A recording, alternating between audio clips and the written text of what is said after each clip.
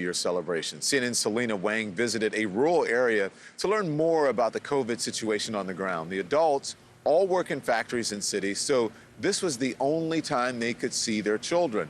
But as Selena reported, government officials on the ground had other plans. CNN's Selena Wang live in Beijing with more. Hello to you, Selena. Why were you being followed by Chinese officials? Hey, Don. So for some context, in China, it's not unusual for local officials in smaller places to check on foreign journalists in their area and essentially try and keep tabs on you. But what was surprising was the amount of resources they put into following us. At times, we could see half a dozen officials tailing us. Several of them even booked rooms in our same hotel. Sometimes they just stood close by and watched, but other times they actually obstructed our reporting. So we've got the 3 government minders following us. It's common for local officials to keep a close eye on foreign journalists in their jurisdictions, but they were especially persistent in this village, following our every move. So we drive out of the village to visit a public hospital in a neighboring county about 2 hours away, hoping these government minders won't follow us so people will feel more comfortable speaking freely. We walk inside the fever clinic.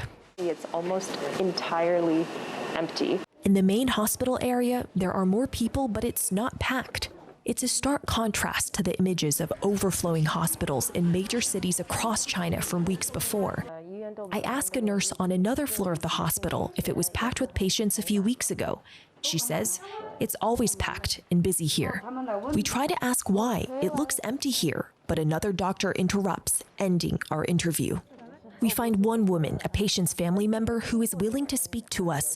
She says everyone around her has already gotten COVID and recovered. Soon after, we realize we're being followed, apparently by a whole different crew. There's at least 2-3 government minders. They're still following us all the way here. It's very obvious. They follow us to hospital after hospital, preventing anyone from speaking to us. I try confronting them. I ask them why they're following us everywhere, and he ignores me. He's walking away. So I tried this official. She refuses to even acknowledge my question. And what happens next during my interview with this girl shocks us.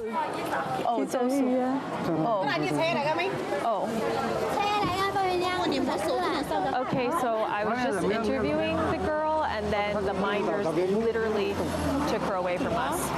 The man pushes the girl and her family away, then later leaves them alone. But our interviews in the marketplace are over.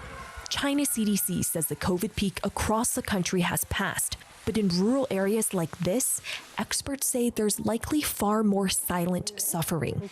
People who died at home because they couldn't afford to go to the hospital or were unable to get there on time.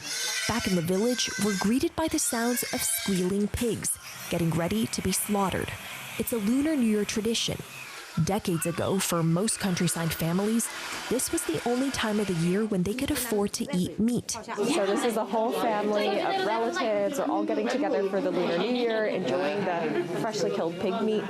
Sanjia shows me the fabric she made herself. Sewing just a thin strip of this cloth takes her more than a day. Whether it's in the village or in faraway factories, they're hardworking people. They'll do whatever it takes to give their kids a better life, even if it means long bouts of separation from them, making reunions like these all the more meaningful. And Don, I'll just never forget how kind and warm the villagers were. Many of them even invited us into their homes to join in on their festivities, even with the government minders literally right behind us. But as you saw from the story, it was so hard for us to get any information on COVID. The level of interference we faced is close to what CNN has faced reporting in detention camps in China's Xinjiang region just a few years ago. But in today's China, virtually every topic is considered sensitive if foreign media is reporting on it. Don. Great reporting by Selena Wang. Thank you very much, reporting from Beijing. A partisan debt ceiling battle is escalating.